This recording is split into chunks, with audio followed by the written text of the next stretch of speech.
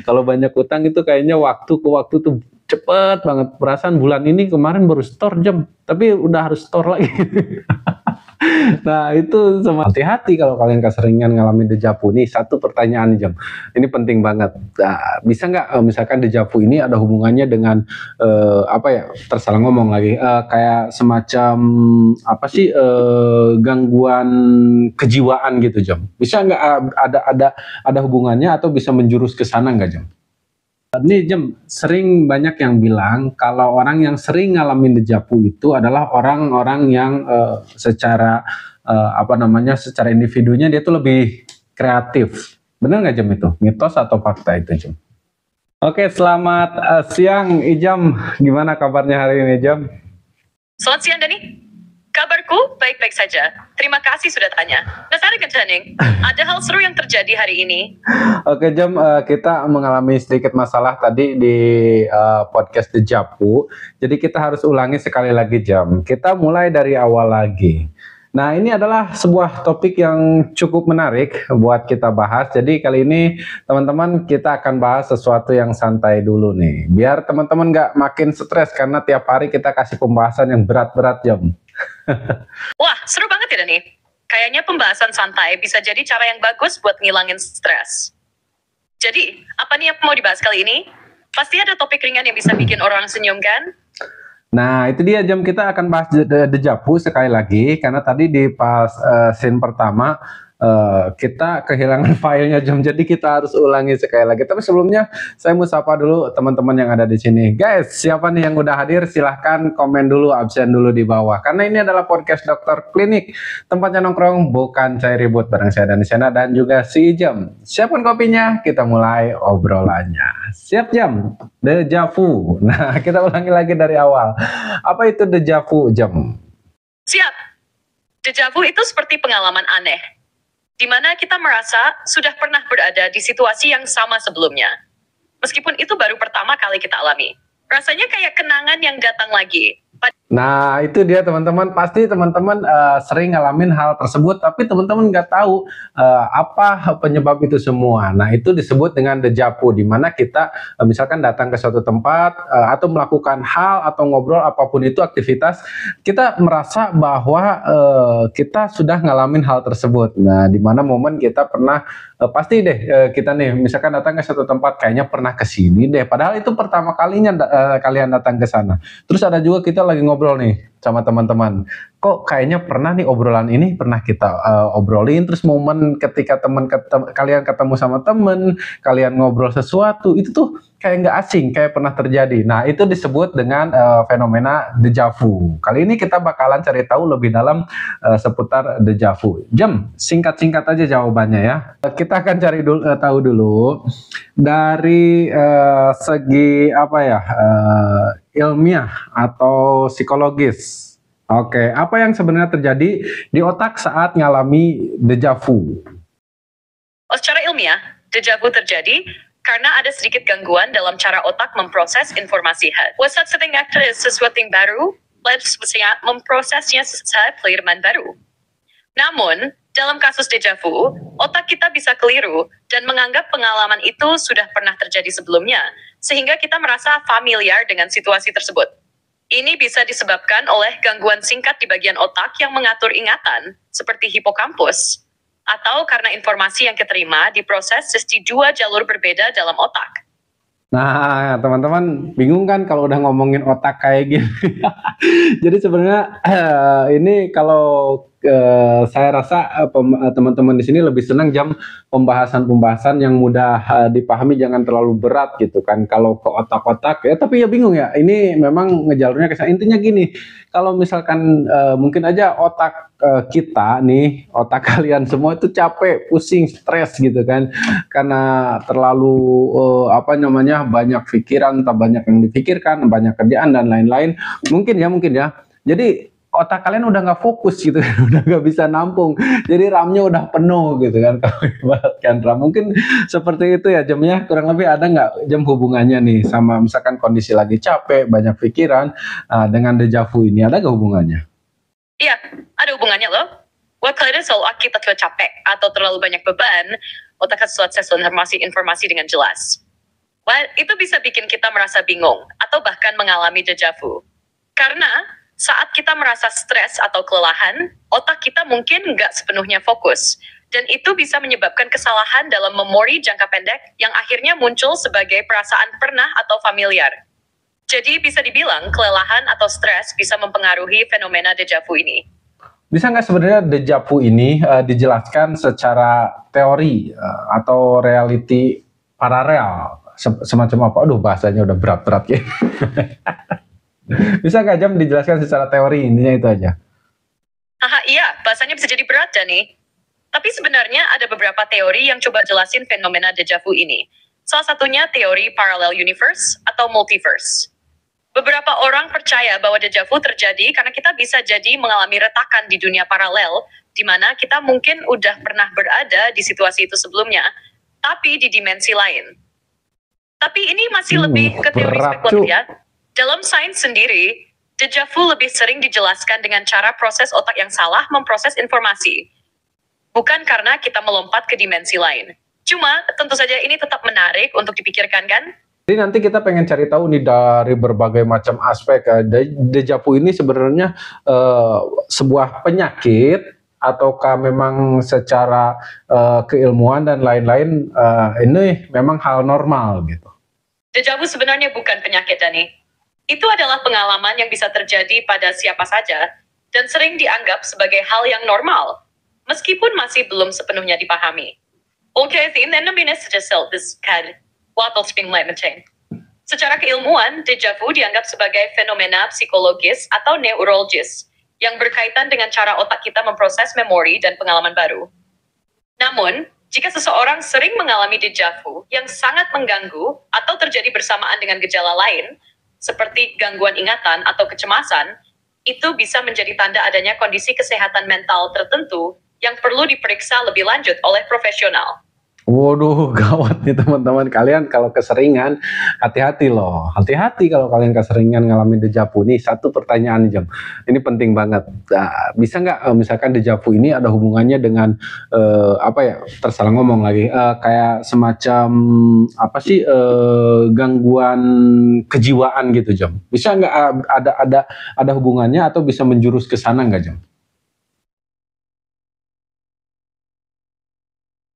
Dan itu Tahami, secara umum, deja vu nggak langsung berhubungan dengan gangguan kejiwaan. Tapi, kalau seseorang sering banget mengalami deja vu, terutama disertai dengan kebingungan, kecemasan berlebihan, atau gejala lainnya, itu bisa jadi tanda adanya masalah kesehatan mental atau gangguan neurologis. Misalnya, kondisi seperti epilepsi, stres berlebihan, atau gangguan kecemasan bisa menyebabkan seseorang lebih sering merasa deja vu. Jadi meskipun deja vu sendiri nggak berbahaya, kalau frekuensinya tinggi dan disertai gejala lain, sebaiknya konsultasi ke profesional kesehatan. Nah, kalau misalkan kalian nih sering ngalamin hal yang kayak gini, ada baiknya kalian konsultasi dulu nih sama dokter atau sama ahlinya. Jangan dibiarin ya. Jadi kebanyakan halu nanti. Oke, untuk kalian nih yang pernah ngalamin deja vu, kalau misalkan punya pengalaman seru atau unik soal deja vu, itu pasti sih semua orang pasti pernah ya tahu. Cuman kadang mereka tuh nggak sadar kalau ini tuh deja vu atau memang ada penjelasannya secara ilmiah dan secara mitos dan lain-lain itu banyak gitu kan penjelasannya. Kalian mungkin merasa kalau itu hanya ada dalam pikiran kalian dan hanya dialami oleh kalian. Semua orang pasti pernah ngalamin itu. Intinya banyak lah yang pernah ngalamin hal itu dan kalian kalau misalkan kalian salah satunya pernah punya pengalaman unik di mana, kapan, dan sama siapa, coba tulis di komentar. Saya pengen tahu seperti apa pengalaman kalian.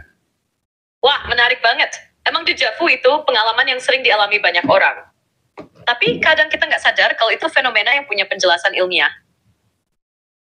Menarik juga kalau teman-teman bisa berbagi pengalaman unik mereka tentang deja vu. Siapa tahu ada yang punya cerita seru yang bisa bikin kita lebih paham tentang fenomena ini. Semoga teman-teman yang pernah ngalamin juga nggak ragu buat bercerita. Siapa tahu bisa saling kasih insight. Ya, betul. Jadi memang banyak yang melihat deja vu dari sisi filosofis atau spiritual, seperti misalnya reinkarnasi, di mana kita mungkin mengingat pengalaman dari kehidupan sebelumnya. Itu bisa jadi pandangan yang menarik buat sebagian orang. Tapi di sisi lain, ada juga penjelasan ilmiah yang lebih rasional mengenai deja vu. Fenomena ini bisa dihubungkan dengan otak yang memproses informasi dengan cara yang agak terbalik. Seolah-olah kita sudah pernah mengalami hal itu sebelumnya, padahal belum. Wadi, aku tidak successful masih. Kalau mau lanjut, bisa kita bahas lebih dalam lagi kapan-kapan. Oke, nah dari segi budaya dan juga mitos, nah nggak seru kalau misalkan kita bahas hal-hal kayak gini, kalau nggak apa namanya mengkaitkan dengan mitos-mitos yang ada. Mitos apakah yang pernah terjadi atau yang sering yang sering beredar di kalangan masyarakat tentang dejavu ini, Jom? Fenomena dejavu memang sering dikaitkan dengan berbagai mitos di kalangan masyarakat. Salah satunya adalah mitos yang menyebutkan bahwa dejavu terjadi karena kita sedang mengingat pengalaman dari kehidupan sebelumnya. Seperti yang tadi sempat dibahas tentang reinkarnasi. Ada juga yang percaya bahwa dejavu merupakan tanda atau peringatan dari alam gaib atau dunia spiritual. Misalnya, ada anggapan bahwa ketika kita mengalami dejavu, itu bisa jadi suatu petunjuk bahwa kita sedang berada di jalur yang benar, atau malah sedang melakukan sesuatu yang salah. Selain itu, ada juga yang mengatakan bahwa dejavu adalah semacam tanda bahwa kita sedang berada di momen takdir, atau di jalur yang memang sudah ditentukan dalam hidup kita. Dan perasaan dejavu itu hanya cara otak untuk mengingatkan kita akan hal tersebut. Mitos-mitos ini berkembang karena fenomena dejavu itu sendiri cukup misterius dan sulit dijelaskan secara ilmiah. Office itu banyak orang mengaitkannya dengan hal-hal yang lebih spiritual atau mistis. Oke, terkait mitos nih, Jom. Terkait mitos, ada nggak pengalaman seseorang yang bercerita tentang dejavu ini, cerita-cerita unik masyarakat terkait mitos dan juga dejavu ini? Tentu, ada beberapa cerita unik yang beredar di masyarakat terkait dejavu dan mitosnya. Salah satu cerita yang sering dibicarakan adalah pengalaman seseorang yang merasa bahwa dejavu mereka bukan sekadar perasaan, tetapi benar-benar pengalaman masa lalu yang terulang. Misalnya, ada cerita seseorang yang pernah mengalami dejavu saat berada di tempat yang baru. Mereka merasa seperti sudah pernah bersultan di sana dan pasti lakukan hal yang sampai persis. Ketika mereka menceritakannya, ternyata tempat itu memiliki sejarah tertentu yang berkaitan dengan keluarga mereka atau seseorang yang mereka kenal. Dalam cerita seperti ini, orang-orang biasanya mulai mengaitkan dejavu dengan koneksi spiritual atau takdir. At suatu sulit anak sedih somtan when tidak spesies jasad, saat penyunat penting berada. Misalnya, saat mereka sedang membuat keputusan besar atau berada di titik krisis. Banyak yang percaya bahwa kejadian itu adalah tanda dari alam semesta yang memberi mereka kesempatan untuk memilih jalur yang benar, atau sebagai peringatan agar berhati-hati. Selain itu, dalam budaya tertentu, dejavu juga dipercaya sebagai semacam tanda komunikasi dengan roh atau dunia lain. Beberapa orang merasa bahwa mereka mengalami dejavu sebagai cara roh dari orang yang telah meninggal berusaha memberi mereka petunjuk atau pesan yang belum mereka pahami sepenuhnya. Cerita-cerita seperti ini seringkali memperkaya kepercayaan masyarakat dan memberikan makna yang lebih dalam pada pengalaman sehari-hari yang kita alami, termasuk fenomena. Oke, selama itu tidak berlebihan, Jom, ya, kita tetap hormati, apalagi ini menyangkut budaya dan juga mitos yang sering terjadi di masyarakat. Apapun itu, selama tidak berlebihan, kita patut untuk menghargai pendapat ataupun persepsi orang terhadap kasus-kasus seperti ini. Oke, unik ya, Jom, untuk dejavu ini. Nah, lalu bagaimana pandangan kedokteran ataupun dari sisi kesehatan tentang dejavu ini, Jom? Ada nggak hubungan atau kaitannya, Jom? Dalam pandangan kedokteran, fenomena dejavu memang cukup menarik. Banyak ahli neurologi dan psikologi yang mengaitkan dejavu dengan proses kerja otak, meskipun penyebab pastinya belum sepenuhnya dipahami. Secara umum, kedokteran memandang dejavu sebagai pengalaman yang terjadi ketika otak kita salah mengidentifikasi pengalaman yang kita rasakan sebagai sesuatu yang sudah terjadi sebelumnya. Ini terjadi ketika otak kita memproses informasi baru yang mirip dengan informasi lama, dan membuat kita merasa seperti sudah mengalaminya. Hal ini sering dikaitkan dengan mekanisme memori, khususnya cara otak menyimpan dan mengingat pengalaman. Beberapa ahli menjelaskan bahwa dejavu bisa terjadi ketika ada gangguan dalam sistem pemrosesan memori otak, khususnya antara memori jangka pendek dan jangka panjang. Ketika otak kita menerima informasi baru, tetapi kesalahan pemrosesan membuatnya terasa seperti informasi lama yang sudah kita alami sebelumnya. Itulah yang membuat kita merasa seperti mengingat sesuatu yang seharusnya baru. Dari sisi psikologi, deja vu bisa berhubungan dengan stres, kelelahan, atau kecemasan. Ini sering banyak yang bilang kalau orang yang sering ngalamin deja vu itu adalah orang-orang yang secara secara individunya dia tuh lebih kreatif. Benar nggak itu? Mitos atau fakta itu Jem?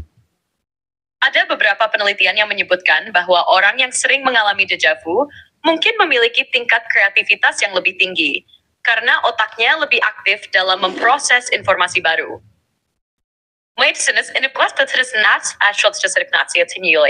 Jadi bisa jadi, itu mitos atau hanya kebetulan bukan sebuah bukti ilmiah yang kuat. Tapi sempat ada penelitian ke arah sana, Jem? Iya. Beberapa penelitian memang mencoba mengaitkan pengalaman deja vu dengan kreativitas. Karena otak yang sering berimajinasi atau memproses informasi secara tidak biasa, bisa lebih sering mengalami kejadian tersebut. Namun hasilnya masih belum cukup konklusif untuk menganggap ini sebagai fakta yang pasti. Ada nggak Jam studi baru tentang deja vu ini Jam? Dan seperti apa cara pengujiannya? Penelitian terbaru menunjukkan bahwa area otak yang disebut renal cortex berperan penting dalam fenomena deja vu. Renal cortex berfungsi dalam proses memori dan pengenalan objek. Oke, itu pengujiannya dilakukan tuh kayak gimana aja? Tahap-tahap pengujiannya kayak gimana aja Jam? Pengujian untuk fenomena deja vu dalam studi ini biasanya melibatkan pemantauan aktivitas otak melalui teknik seperti fMRI, Magnetic Resonance Imaging, atau EEG. Peneliti akan mengamati bagaimana bagian otak tertentu, termasuk renal cortex, merespons saat seseorang mengalami deja vu. Mereka juga bisa memberikan rangsangan tertentu, seperti menunjukkan gambar atau situasi yang mirip dengan pengalaman masa lalu, untuk melihat apakah otak merespons dengan cara yang mengindikasikan deja vu. Dengan cara ini, peneliti bisa mempelajari hubungan antara memori dan pengenalan objek yang menyebabkan fenomena ini terjadi. Sebenarnya kalau deja vu ini bisa direkayasa nggak Jam? Atau misalkan dilakukan secara sadar gitu? Sebenarnya, deja vu umumnya terjadi secara spontan dan tidak bisa sepenuhnya direkayasa atau dipiku secara sadar. Namun, ada beberapa cara untuk menciptakan situasi yang mungkin memicu sensasi serupa. Seperti memaparkan diri pada situasi, atau rangsangan yang mirip dengan pengalaman masa lalu. Meskipun itu tidak menjamin kejadian deja vu yang sebenarnya. Fenomena ini lebih cenderung muncul akibat gangguan kecil dalam proses memori, yang biasanya tidak bisa dikendalikan dengan kesadaran penuh. Oke, jadi biarpun kita mencoba mengingat-ingat, mencoba apakah itu tetap akan sulit dan kalaupun bisa tetap tidak memorinya tidak akan sedalam deja vu atau kejadian yang memang terjadi secara spontan, mungkin kayak gitu ya Jam. Nah, lalu ini Jam, ada nih Jam fakta unik lagi. Waktu, ini berbicara waktu. Kita beralih dari deja vu, mitos atau fakta nih Jam. Waktu saat kita dewasa itu lebih singkat daripada waktu saat kita kecil. Iya, itu memang sering dibicarakan. Banyak yang merasa waktu terasa lebih cepat saat kita dewasa dibandingkan saat kita masih kecil. Salah satu penjelasannya adalah saat kita kecil, kita mengalami banyak hal baru. Jadi otak kita memproses lebih banyak informasi.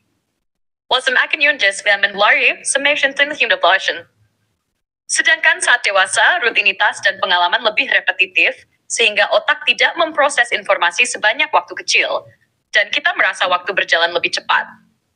Ini dikenal sebagai paradoks waktu dalam psikologi. Oke, jadi mungkin terlalu banyak dipikirkan dan apalagi terlalu banyak hutang mungkin Jom. Kalau banyak hutang itu kayaknya waktu ke waktu tuh cepet banget. Perasaan bulan ini kemarin baru store Jam, tapi udah harus store lagi. Nah, itu semacam kejadian kayak gitu tuh kayak gimana penjelasannya Jam? Benar banget. Kalau banyak pikiran dan beban, termasuk soal hutang, rasanya waktu memang berjalan lebih cepat. Kita jadi merasa seolah-olah nggak ada waktu untuk diri sendiri dan cepat-cepat habis. Makanya banyak orang bilang kalau hidup itu terasa cepat, kalau kita terus-menerus dikejar oleh kewajiban dan stres.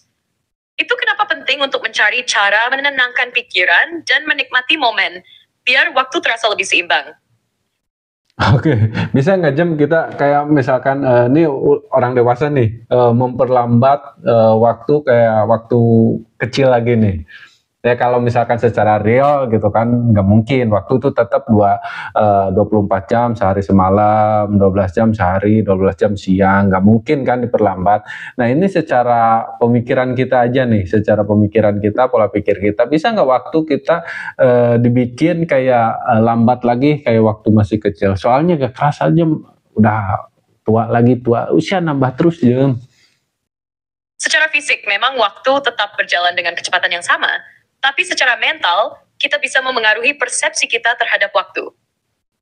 Kalau kita merasa lebih hidup dan lebih menikmati momen-momen kecil seperti saat masih kecil, waktu bisa terasa lebih panjang. Hati-hati, it's okay sadar dan posatnya apa yang menjadi negara film lebih. Misalnya, saat kita sedang melakukan hal yang menyenangkan, atau baru pertama kali melakukan sesuatu, itu bisa membantu kita merasakan waktu yang lebih lambat. Nah, meskipun sebenarnya tidak ada yang berubah secara objektif. Tapi kalau misalnya kita lagi di posisi ini lagi seru-seruan atau lagi melakukan sesuatu yang menyenangkan, justru itu juga bikin waktu itu terasa terasa cepat Jam.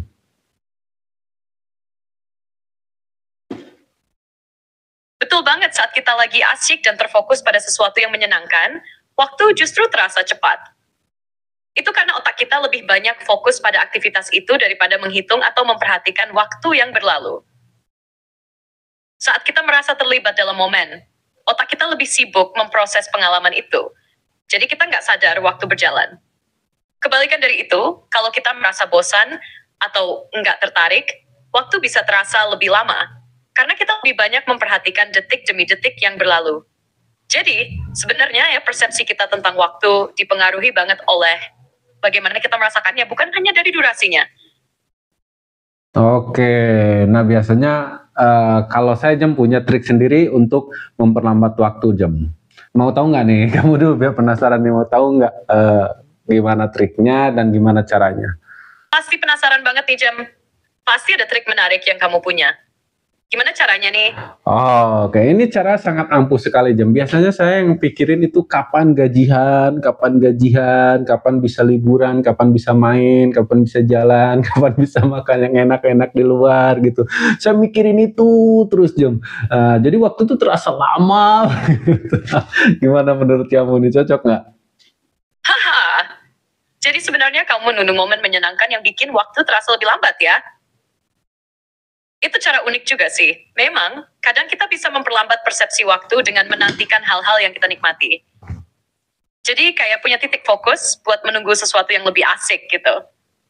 Kalau menurut saya sih, itu cukup ampuh buat mengalihkan pikiran dari rutinitas yang terasa cepat.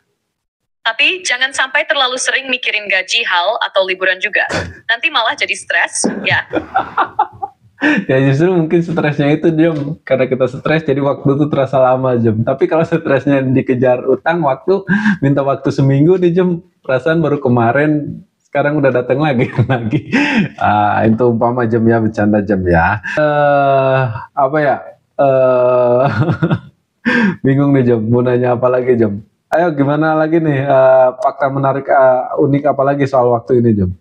Haha, jadi kalau stresnya kejar utang waktu malah jadi berasa kayak habis ditarik mundur terus ya. Seru nih ngobrolnya. Soal waktu nih fakta menarik. Kalau kamu pernah dengar tentang time perception atau persepsi waktu, ternyata ini bisa beda banget tergantung mood atau keadaan psikologis kita. Misalnya, waktu terasa cepat banget kalau kita lagi seneng, tapi bisa terasa lama banget pas kita lagi bosan atau cemas. Ini kayak fenomena yang terjadi saat kita benar-benar tenggelam dalam aktivitas yang disebut flow state.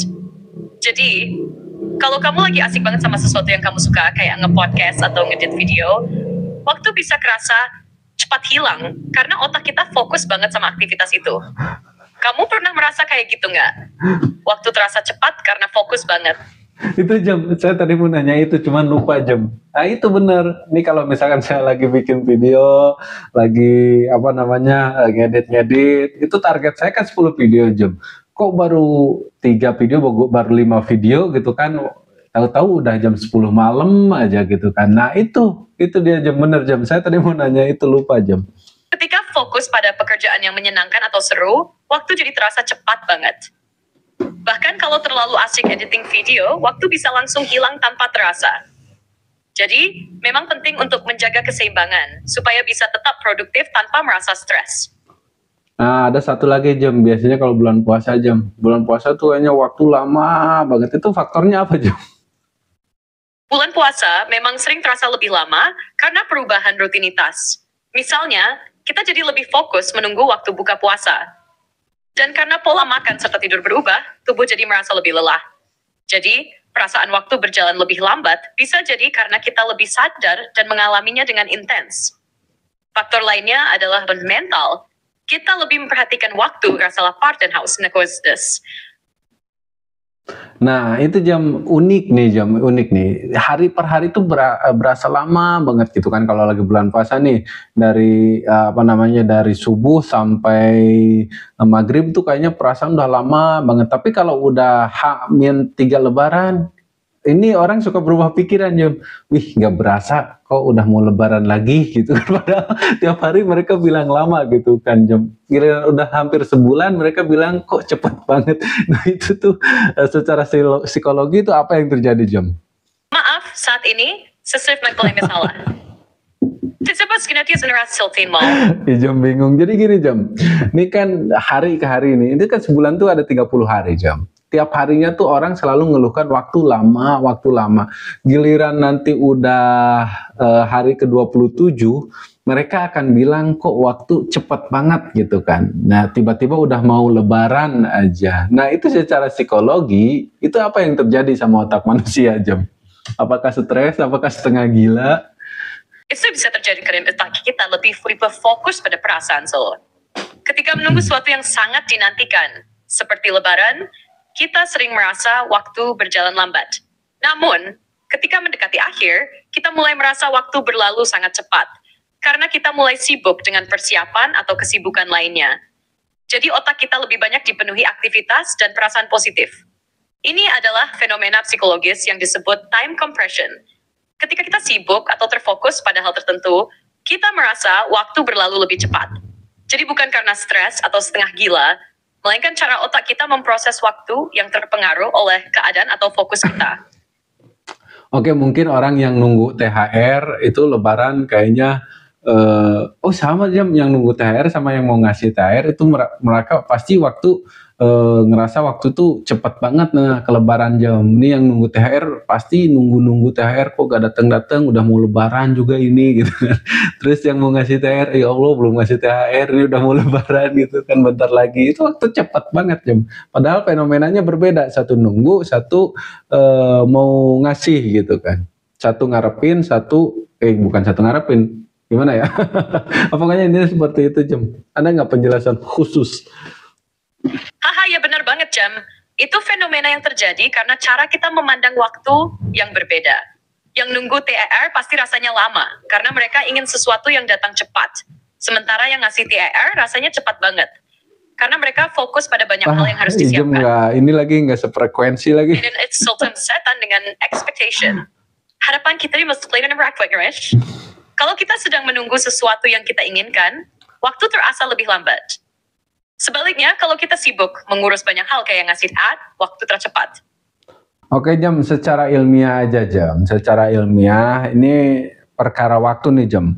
Sebenarnya waktu itu waktu dalam 1 tahun atau dalam 1 bulan ada gak sebenarnya perbedaan hari ini dan kemarin gitu, atau kan misalkan bulan ini dengan bulan kemarin, apakah mereka berjalan tepat gitu kan pada maksudnya tepat, nggak ada selisih, ataukah bisa saja ada perselisihan sepersekian detik, sepersekian menit gitu kan?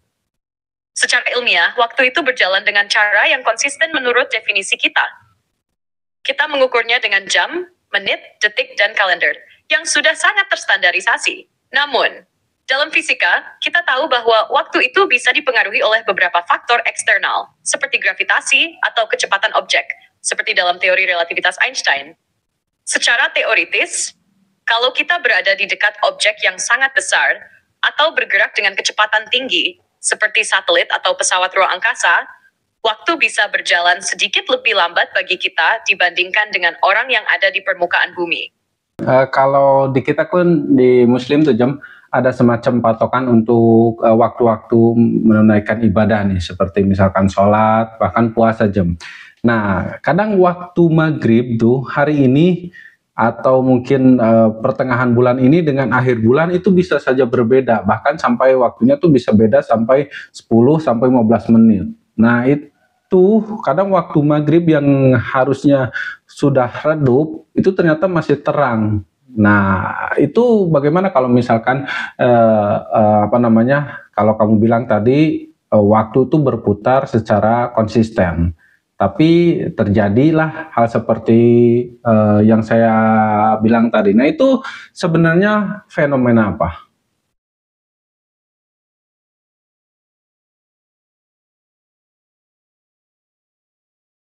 Fenomena itu biasanya terkait dengan perbedaan pengukuran waktu yang disebabkan oleh posisi matahari di langit, yang berbeda-beda sesuai dengan lokasi geografis. Dalam konteks waktu sholat, terutama waktu maghrib, perbedaan ini bisa terjadi karena posisi matahari yang sedikit berbeda pada tiap hari atau bulan. Hal ini juga dipengaruhi oleh perbedaan zona waktu atau penyesuaian musim, seperti daylight saving time, yang bisa membuat waktu terasa sedikit bergeser. Secara ilmiah, waktu itu memang konsisten dalam perhitungan standar, tapi cara kita mengukurnya bisa bervariasi tergantung pada faktor-faktor ini. Jadi, meskipun waktu berputar konsisten, cara kita memantaunya bisa sedikit sering. Oke, berarti jadi kalau misalkan waktu maghrib atau waktu datangnya malam rada lambat gitu Jam ya, berarti nanti waktu datangnya pagi juga sama, agak lambat juga. Betul, karena perubahan posisi matahari itu berhubungan dengan rotasi bumi dan kemiringan sumbu bumi yang membuat waktu terbit dan tenggelam. Oke, siap Jam. Sebenarnya kalau untuk bahas itu kita harus punya waktu yang lebih panjang lagi. Kita harus akhiri dulu perbincangan kita sampai di sini aja Jam. Teman-teman terima kasih banyak sudah nonton sampai sejauh ini. Ingat buat kalian yang pengen dukung channel ini menyelesaikan 10 video per hari, ketik saja komen pasti bisa. Sekali lagi dilarang menggunakan video ini untuk menjadikan patokan atau sesuatu yang lebih dalam, karena informasi yang kita berikan atau si Jam berikan bisa saja salah atau kurang tepat. Nah, ini hanya untuk hiburan aja ya teman-teman. Terima kasih banyak sekali lagi saya ucapkan karena sudah nonton sampai sejauh ini. Bantu like, share, dan juga subscribe video ini. Saya Sena, Dokter Klinik pamit. Assalamualaikum warahmatullahi wabarakatuh. Jam, makasih Jam. Udah error sih Jam.